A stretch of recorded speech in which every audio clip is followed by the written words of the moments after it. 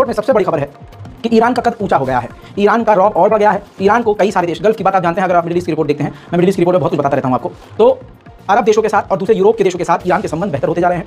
ऐसे में ही चीन की शंघाई कॉर्पोरेशन ऑर्गेनाइजेशन में अप्रूवल ईरान को मिल गया है और ईरान अब मेंबर हो चुका है शंघाई कॉर्पोरेशन ऑर्गेनाइजेशन का, जिसमें रूस, चीन और कई देश इसके अलावा शामिल है और हमारा भारत भी शामिल है।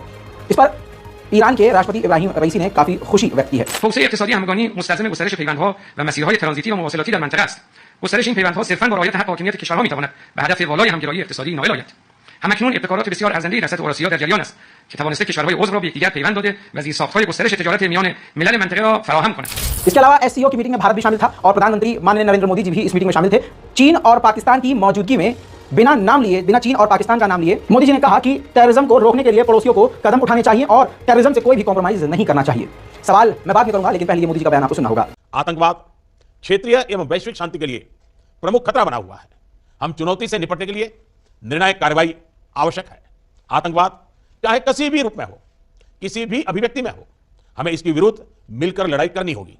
कुछ देश क्रॉस बॉर्डर टेररिज्म को अपनी नीतियों के इंस्ट्रूमेंट के रूप में इस्तेमाल करते हैं, आतंकवादियों को पनाह देते हैं। एससीओ को ऐसे देशों की आलोचना में कोई संकोच नहीं करना चाहिए। ऐसे गंभीर विषय पर दोहरे मापदंड के लिए कोई स्थान नहीं होना चाहिए। बयान आपने सुन लिया। सवाल अब यह है, क्योंकि पूछता है भारत के शो में वही पूछा जाता है जो अंधभक्तों को खुश करता है, लेकिन असल सवाल यह है कि आखिर मोदी जी को ऐसा क्या डर और क्या खौफ है जब हमारी विदेश नीति इतनी मजबूत है कि पाकिस्तान हमारा कुछ बिगाड़ नहीं सकता, चीन हमारा कुछ कर नहीं सकता। कहने वाले ने कहा था ना कोई गुस्सा था, ना कोई गुस्सा है, ना हमारी पहुंच किसी के कब्जे में है। उसके बाद भारतीयों ने देखा कि भारत की सरजमीन पर चीन ने क्या क्या किया। दोस्तों, लाल आंख दिखाएंगे, एक के बदले 100 सर लाएंगे और पड़ोसी देश चीन की किसी भी चाल को एक्सेप्ट नहीं करेंगे। ये बात बोलने वाला शख्स बिना नाम लिए आखिर क्यों बोल रहा है? सीधा सीधा पाकिस्तान और चीन का नाम लेने में डर किस बात का? असल में ये पूछता है भारत। दोस्तों, इसके अलावा एससीओ की मीटिंग में चीन ने अमेरिका पर कई बात किए, जिसे अमेरिका बुरी तरह से तिलमिला गया है। चीन ने कहा है कि हम सभी यानी शंघाई कॉर्पोरेशन ऑर्गेनाइजेशन के तमाम मेंबर धीरे धीरे डॉलर का बाइकआउट करेंगे और अपनी करेंसी युआन, रुपया और दूसरे जो हम ग्रुप के जो दोस्त हैं वो अपनी करेंसी इस्तेमाल करेंगे। चीन कहा है कि अगर हमारे खिलाफ कोई काम किया जाता है तो कोल्ड वॉर चल सकता है, और ये कोल्ड वॉर ही है दोस्तों जो अब शुरू हो चुकी है कि अपनी करेंसी इस्तेमाल करेंगे और डॉलर का बाइकआउट करेंगे। हालांकि ये बात सच्ची है कि अब अमेरिका पर भारी नुकसान के आसार नजर आ रहे हैं, क्योंकि भारत ने भी रूस को चाइना की ही करेंसी युआन में पेमेंट करना शुरू कर दिया और डॉलर का बाइकआउट कर दिया है। ऑटोमेटिकली ये अमेरिका के लिए बुरी खबर है। लेकिन दोस्तों, चीन ने यह भी कहा कि रंग, भेदभाव, जाति, इन सबको छोड़ के हम तमाम एक होंगे और एक साथ आगे बढ़ेंगे। इतनी मीठी चिकनी चुपड़ी बात करने वाले राष्ट्रपति जो हैं वो भी इतना झूठा, मक्कार और बेगैरत है चीन का राष्ट्रपति कि जहां भेदभाव खत्म करने की बात कर रहा है वही राष्ट्रपति, वही सरकार, वही चीन, शी जिनपिंग की सरकार चीन के वीगर मुसलमानों के साथ क्या क्या करता है आप सभी ये जानते हैं।